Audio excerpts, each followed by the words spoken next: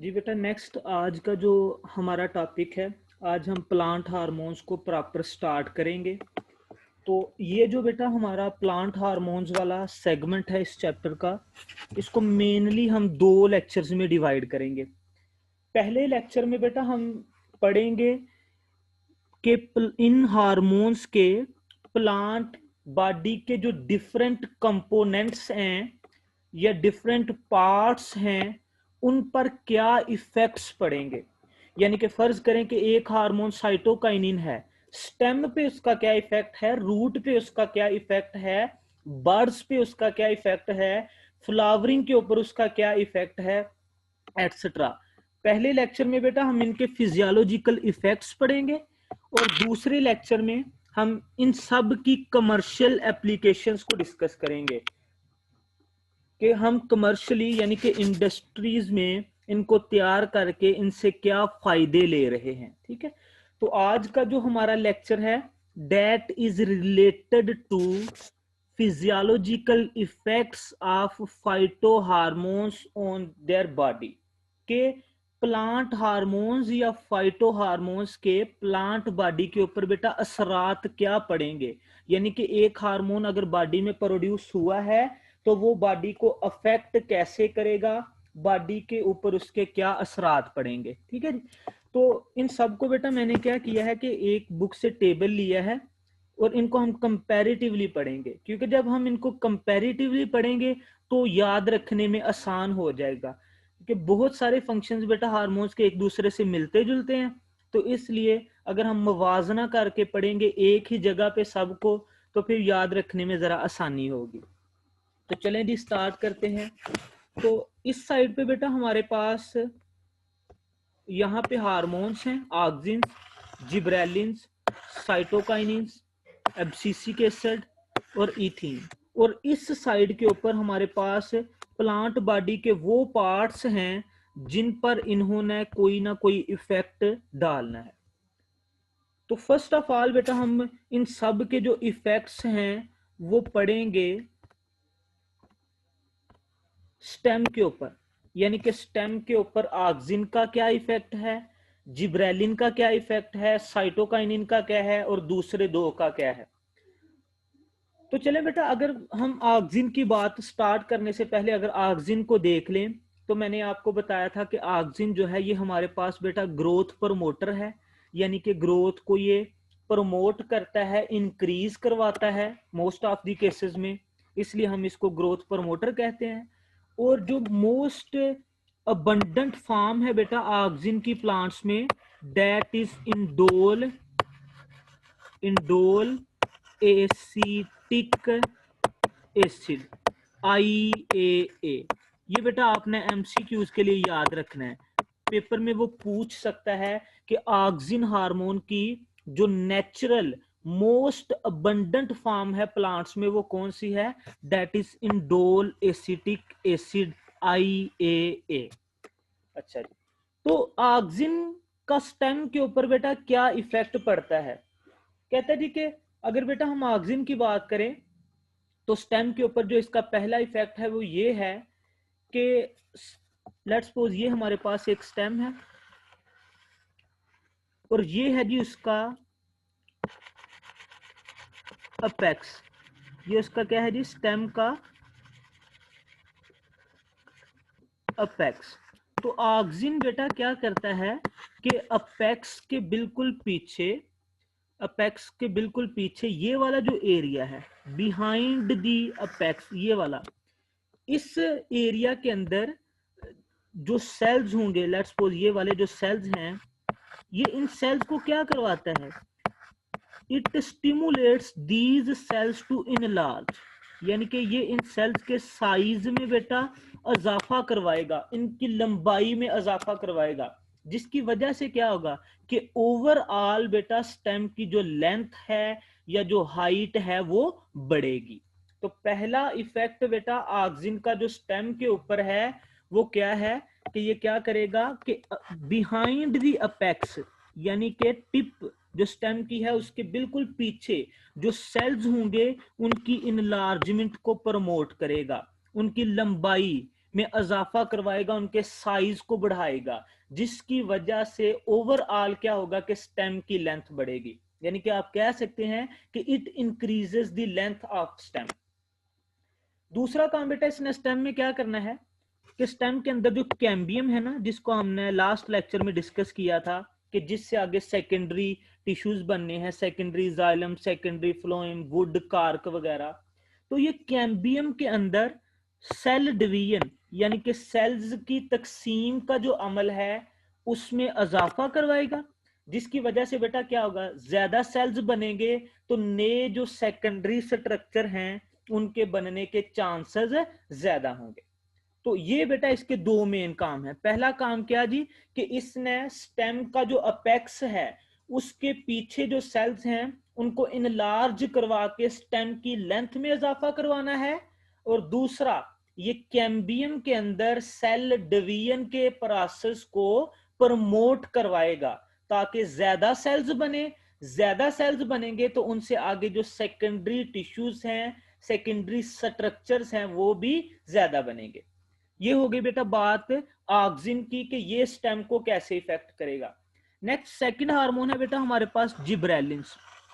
And one thing that you have to remember about gibberellin, वो क्या है कि बेटा जिब्रेलिन को फर्स्ट टाइम एक साइंटिस्ट थे जी कोरोसोवा, KOROSOVA, कोरोसोवा।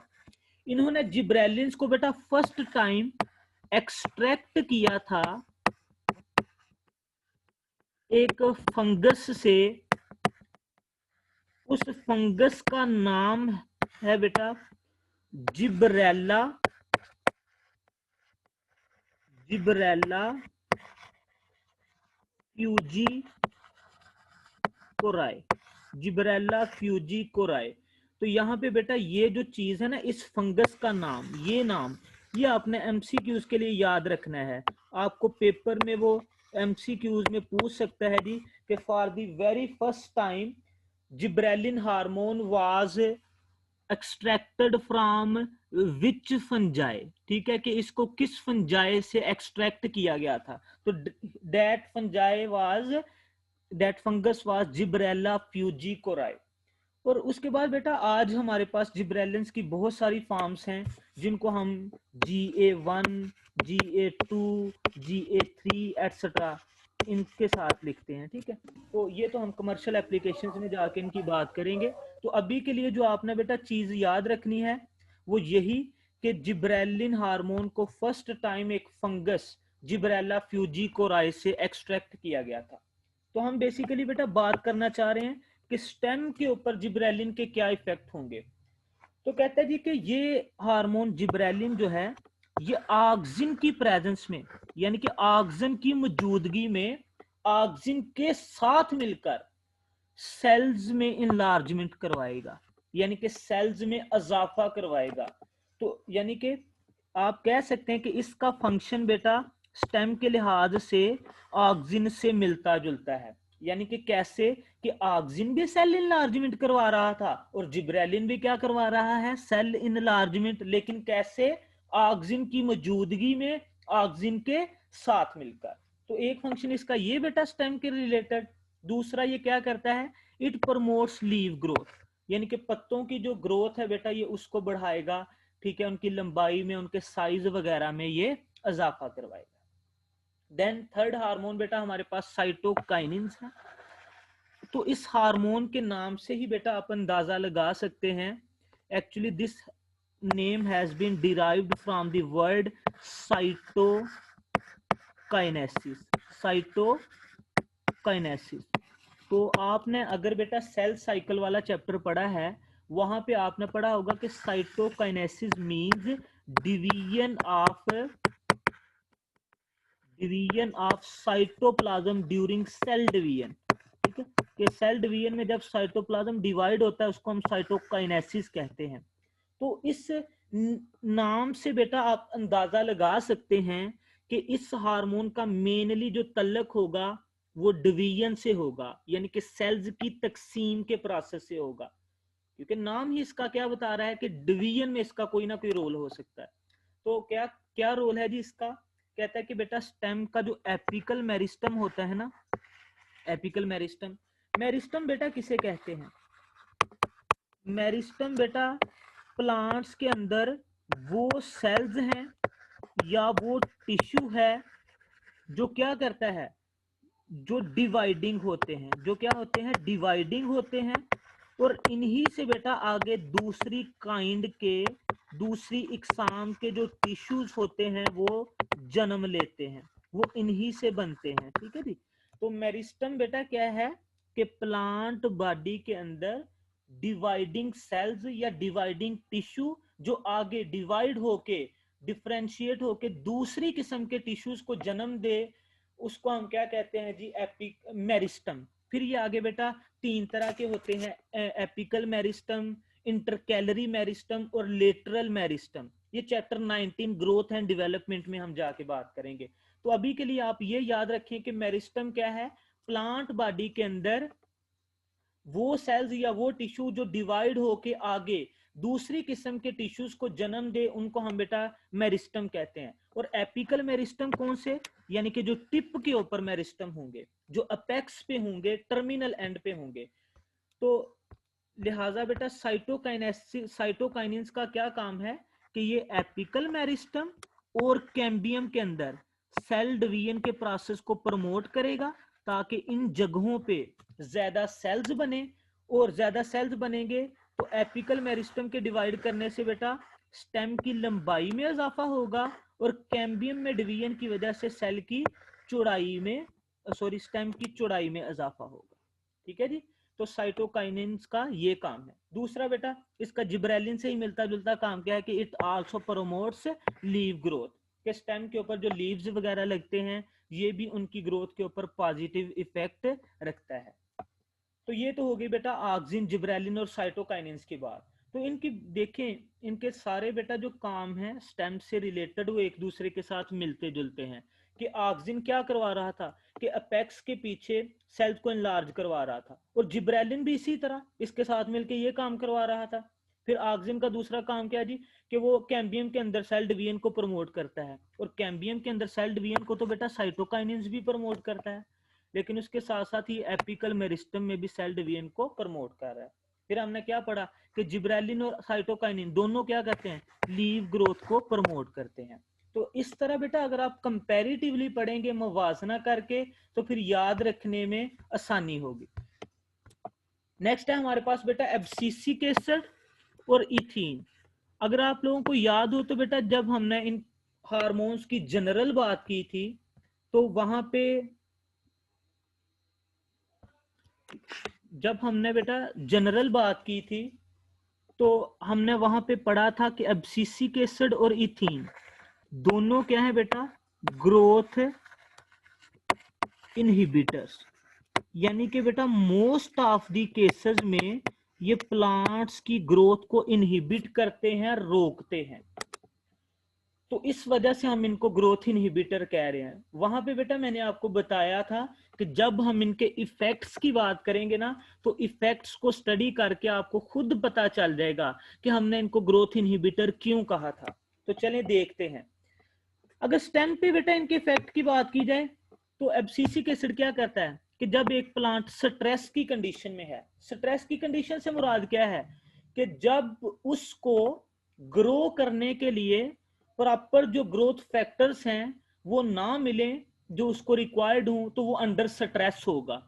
तो जब बेटा प्लांट स्ट्रेस में है, स्ट्रेस की कंडीशन कौन सी हो सकती है, फॉर एग्जांपल कि बेटा ड्राउट है यानी कि खुश्क साली है, सेलिनिटी है यानी कि साइल के अंदर बेटा जो वाटर वगैरह, वाटर कॉलम उसको मिल रहा है, उसमें साल्ट्स की कंसंट्रेशन बहुत ज्यादा है, या फिर वाटर लॉगिंग यानी कि ऐसी मिट्टी में हम उसको ग्रो करवा रहे हैं कि जहां पे बेटा सिलाब ज्यादा है, जो यानी कि जिसमें पानी की कंसंट्रेशन बहुत ही ज्यादा हो चुकी है।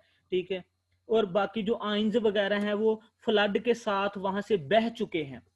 तो इन कंडीशंस में, ड्राउट में यानी कि खुश्क साली में जब वाटर अबंडेंट ना हो, सैलिनिटी यानी कि जब साल्ट्स की कंसंट्रेशन बहुत ज्यादा हो, वाटर लॉगिंग यानी कि जब फ्लडेड साइल हो, जो फ्लडेड साइल हो, तो उनके केस में बेटा ये क्या करेगा कि स्टेम की जो ग्रोथ है ना उसको ये इनहिबिट करवा देगा, यानी कि रोक देगा, ग्रोथ नहीं होने देगा। तो इसी वजह से तो बेटा इसको कहा था ग्रोथ इनहिबिटर। और अगर इथीन को देखें तो इथीन का काम भी बेटा इससे मिलता जुलता, वो भी क्या करेगा कि स्ट्रेस यानी कि ड्राउट वगैरह में, सैलिनिटी में, वाटर लॉगिंग वगैरह की कंडीशन में ग्रोथ जो है स्टेम की उसको ये इनहिबिट कर देगा, उसको ये रोक देगा। सेकंड फंक्शन है बेटा हमारे पास जो इफेक्ट है वो हम देखेंगे कि रूट के ऊपर इन पांचों हार्मोन्स के क्या इफेक्ट होंगे। रूट्स के ऊपर इन पांचों हार्मोन्स के क्या इफेक्ट होंगे। तो चलें बेटा अगर हम देखते हैं फर्स्ट ऑफ ऑल ऑक्सिन को, तो ऑक्सिन बेटा क्या करता है कि अगर जिस साइड पे ये रूट में कम कंसंट्रेशन पे होगा, फर्ज करें बेटा ये एक रूट है, ठीक है, तो जिस साइड पे ऑक्सिन की कंसंट्रेशन कम होगी वहां पे रूट की ग्रोथ बेटा जो है वो ज्यादा होगी, और जहां पे इसकी कंसंट्रेशन हाई होगी उस साइड पे बेटा ग्रोथ कम होगी। यानी कि इसका मैकेनिज्म ऑफ एक्शन कुछ इस तरह से है कि ये बेटा रूट यानी कि ये जियोट्रॉपिज्म यानी कि जो ग्रेविटी की तरफ ग्रोथ हो रही है उसमें ये कम एक्टिवेट होता है। यानी कि जिधर इसकी कंसंट्रेशन कम होगी, ये बेटा इस साइड में मैं कंसंट्रेशन ज्यादा शो कर रहा हूं, तो यहां पे ग्रोथ क्या होगी, लो, क्योंकि ऑक्सीजन ज्यादा है, ठीक है। और जिधर ये कम होगा, ठीक है, उधर ग्रोथ जो है वो हाई होगी। यानी कि ये एक तरह से बेटा ग्रेविटी के लिए एक तरह से ये नेगेटिवली काम कर रहा है। उसके अलावा बेटा कहता है कि ये कटिंग्स वगैरह हम देखते हैं ना बेटा कि जब हम गन्ने की फसल लगाते हैं तो हम वो जो पहले शुगर केन था हम उसको पीसेस में डिवाइड कर लेते हैं और फिर उन पीसेस को मिट्टी में ठीक है बोते हैं, दैट आर कटिंग्स। तो कटिंग्स हो गई या कैलसेस हो गए। कैलस बेटा किसे कहते हैं, a group of undifferentiated cells, a group of undifferentiated cells. तो उनके केस में बेटा ये रूट ग्रोथ को जो है ये प्रमोट करते हैं, ठीक है जी। कैलसेस के केस में और कटिंग्स के केस में बेटा ये रूट ग्रोथ को क्या करेंगे, प्रमोट करेंगे। उसके बाद बेटा नेक्स्ट हमारे पास अगर जिब्रेलिन्स को देखें तो इसका आपकी बुक में एज सच रूट के ऊपर कोई इफेक्ट नहीं दिया गया, यानी कि ये रूट्स को अफेक्ट नहीं करता। नेक्स्ट अगर बेटा हम बात करें साइटोकाइनिन्स की, तो साइटोकाइनिन क्या करेगा कि इट इनहिबिट्स, ये रोकता है प्राइमरी रूट ग्रोथ को। प्राइमरी रूट किसे कहते हैं, फर्ज करें बेटा ये एक सीड था, ठीक है, आपने इसको मिट्टी में बो दिया। इस सीड से बेटा दो मेन यानी कि एक्सटेंशंस निकलती हैं ड्यूरिंग एम्ब्रियोनिक स्टेज, इसमें से दो एक्सटेंशन निकलती हैं। एक एक्सटेंशन को बेटा हम कहते हैं प्लोम्यूल, क्या कहते हैं, प्लोम्यूल, और दूसरी इसको बेटा हम कहते हैं रेडिकल, इसको हम क्या कहते हैं जी, रेडिकल। अभी इनका क्या सीन है, जो प्लोम्यूल है ना बेटा, इस एक्सटेंशन से आगे जाके मेन स्टेम बनती है, इससे आगे जाके बेटा क्या बनती है, मेन स्टेम, और रेडिकल से आगे जाके बनती है रूट, पहली रूट। जो पहली रूट बेटा बनेगी तो ये रेडिकल ग्रो करता करता करता करता बेटा पहली रूट बनाएगा, और इस रूट को बेटा हम कहते हैं प्राइमरी रूट। जबकि बाद में बेटा क्या होता है कि इस प्राइमरी रूट से ना साइडों से ये दूसरी रूट्स भी निकलने लगती हैं, ये वाली, ये इन इन रूट्स को बेटा हम क्या कहते हैं, लेटरल रूट्स, यानी कि साइड्स वाली जड़ें। तो अभी अगर हम ऑक्सिन को देखें तो ऑक्सिन क्या करता है कि जो प्राइमरी रूट ग्रोथ यानी कि जो अकेली थी उसको बेटा ये इनहिबिट करता है, और जो लेटरल रूट ग्रोथ है यानी कि साइड्स वाली जो रूट्स हैं उनकी ग्रोथ में ये इजाफा करवाता है, उनको ये प्रमोट करवाता है, ठीक है। तो ये बेटा आपने मेन चीज याद रखनी है, दिस इज वेरी इंपॉर्टेंट, कि प्राइमरी रूट ग्रोथ के ऊपर बेटा इसका नेगेटिव इफेक्ट और लेटरल रूट ग्रोथ के ऊपर इसका पॉजिटिव इफेक्ट, यानी कि बेटा ये रूट्स में एपिकल डोमिनेंस को तोड़ रहा है, रूट्स में एपिकल डोमिनेंस को तोड़ रहा है। देखिए ना बेटा कि अगर ये वाली मेन रूट कहती कि मैंने ही ग्रो करना है, दूसरियों को ना ग्रो करने देती, तो दिस वाज एपिकल डोमिनेंस, यानी कि ये बढ़ती जा रही है, दूसरी जो है उनकी ग्रोथ में इजाफा ही नहीं हो रहा। तो ऑक्सिन ने, साइटोकाइनिन ने क्या किया कि इसकी ग्रोथ को रोक दिया, यहाँ पे इसको स्टॉप कर दिया, और इनकी ग्रोथ को, ये जो लेटरल हैं, इनकी ग्रोथ को क्या किया, प्रमोट किया। तो ये हमारे पास फिर बेटा क्या है, यानी कि एक तरह से ये क्या कर रहा है कि प्राइमरी रूट्स की ग्रोथ को ये इनहिबिट करके और लेटरल रूट ग्रोथ को ये प्रमोट करके रूट्स में एपिकल डोमिनेंस के प्रोसेस को ब्रेक कर रहा है, तोड़ रहा है। उसके बाद बेटा अगर एब्सिसिक एसिड की बात की जाए, तो एब्सिसिक एसिड की भी एज सच रूट्स ग्रोथ के ऊपर ये भी एक तरह से बेटा इनहिबिट करता है, रूट ग्रोथ को भी ये इनहिबिट करेगा, ठीक है। और इथीन भी बेटा रूट ग्रोथ को क्या करेगा, इनहिबिट, क्योंकि दीज आर इनहिबिटरी हार्मोन्स और these are growth inhibitors, so both of these will inhibit the root growth as well as stem growth. तो ये बेटा हमने बात कर ली रूट से रिलेटेड और स्टेम से रिलेटेड, कि स्टेम और रूट के ऊपर बेटा इनके क्या इफेक्ट होंगे।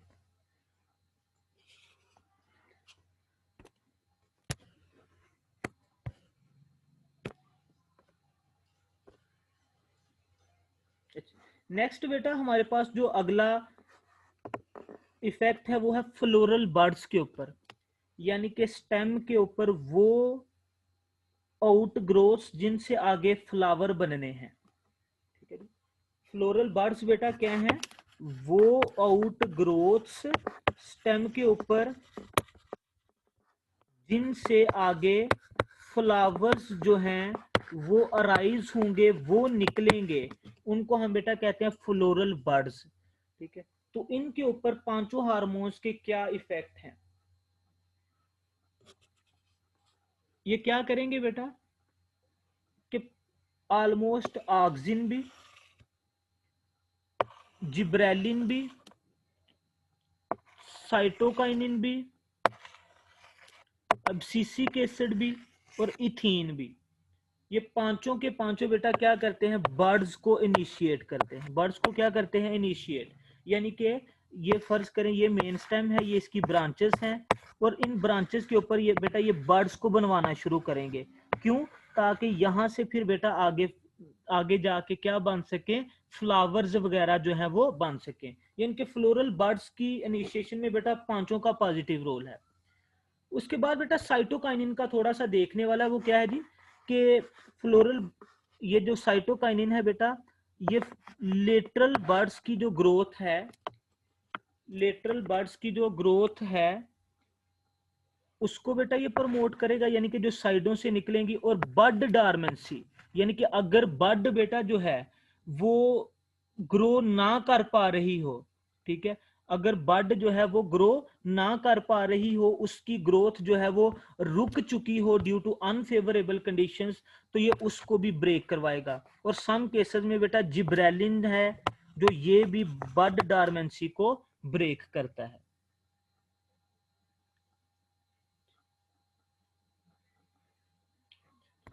तो फ्लोरल बर्ड्स की बेटा बात भी होगी, रूट के ऊपर इनके हमने इफेक्ट पढ़ लिया, स्टेम के ऊपर और फ्लोरल बर्ड्स के ऊपर क्या इफेक्ट होते हैं इनको पढ़ लिया। नेक्स्ट बेटा पहले एपिकल डोमिनेंस को देख लेते हैं। एपिकल डोमिनेंस के बारे में मैंने आपको क्या बताया था कि प्लांट्स के केस में एक ऐसा प्रोसेस कि जिसमें स्टेम या रूट का अपेक्स, ठीक है, डोमिनेंट आ जाए, वो लेटरल ब्रांचेस को ना निकलने दे, लेटरल ब्रांचेस की ग्रोथ ना होने दे, उस प्रोसेस को बेटा हम कहते हैं एपिकल डोमिनेंस। तो एपिकल डोमिनेंस बेटा किसकी वजह से होती है, ऑक्सिन की वजह से, और जिब्रेलिन जो है ये इसको इनहांस करता है, इसके प्रोसेस में इजाफा करवाता है। तो देखिए बेटा मेनली पेपर में आपको पूछा जाएगा कि apical dominance is caused by, apical dominance is caused by, अगर ये एमसीक्यूज पूछा होगा तो फिर बेटा आप चूज करेंगे ऑक्सिन को, ठीक है। और अगर पूछा जाए कि apical dominance caused by auxin is assisted by dash, के जो ऑक्सिन की वजह से एपिकल डोमिनेंस होती है उसमें साथ उसकी मदद कौन करता है, फिर आप बेटा नाम चूज करेंगे जिब्रेलिन से। ठीक है जी। तो एपिकल डोमिनेंस यानी कि स्टेम की जो टिप है उसको बेटा डोमिनेंट रखने में रोल है ऑक्सिन का, और इस प्रोसेस में जिब्रेलिन जो है ये भी उसकी मदद करेगा। जबकि यहाँ पे बेटा अगर हम साइटोकाइनिन्स की बात करें तो साइटोकाइनिन जो है ये इसको इनहिबिट कर देता है, यानी कि इट ब्रेक्स एपिकल डोमिनेंस। ये स्टेम की टिप को बेटा डोमिनेंट नहीं रहने देगा, उसकी ग्रोथ को रोक देगा, और लेटरल जो ब्रांचेस हैं उनकी ग्रोथ को ये प्रमोट करेगा। तो यहाँ पे बेटा आपको एमसीक्यूज पूछा जाएगा कि auxins and cytokinins act antagonistically to each other in what terms, कि ऑक्सिन हार्मोन और जो साइटोकाइनिन है ये एक दूसरे के उलट किस लिहाज से काम करते हैं। नीचे 4 ऑप्शन दी गई होंगी कि फ्लोरल बर्ड्स, ठीक है, फ्लावरिंग, फ्रूट ग्रोथ या एपिकल डोमिनेंस। तो आप किसको चूज करेंगे बेटा, एपिकल डोमिनेंस को। या पेपर में वो आपको शॉर्ट क्वेश्चन पूछ सकता है जी कि apical dominance is controlled by auxins and cytokinins, justify it, कि एपिकल डोमिनेंस को ऑक्सिन और साइटोकाइनिन कंट्रोल करते हैं, इसकी वजाहत करें। तो आप बेटा यही चीजें लिखेंगे कि ऑक्सिन जब तक होगा, ठीक है, तो तब तक क्या होगा कि जो स्टेम है उसकी टिप डोमिनेंट रहेगी, यानी कि उसमें एपिकल डोमिनेंस रहेगी।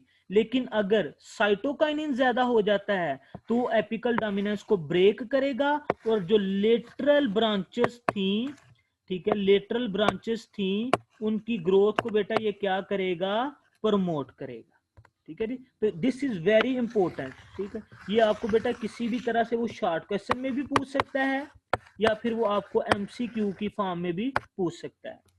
नेक्स्ट बेटा अगर देखा जाए तो हमारे पास एब्सिसिक एसिड या इथीन का एज सच एपिकल डोमिनेंस के ऊपर कोई भी रोल नहीं है, यानी कि एपिकल डोमिनेंस में मेनली ऑक्सिन, जिब्रेलिन और साइटोकाइनिन ही इन्वॉल्व होते हैं। इथीन या एब्सिसिक एसिड का इसमें कोई भी रोल नहीं है हमारे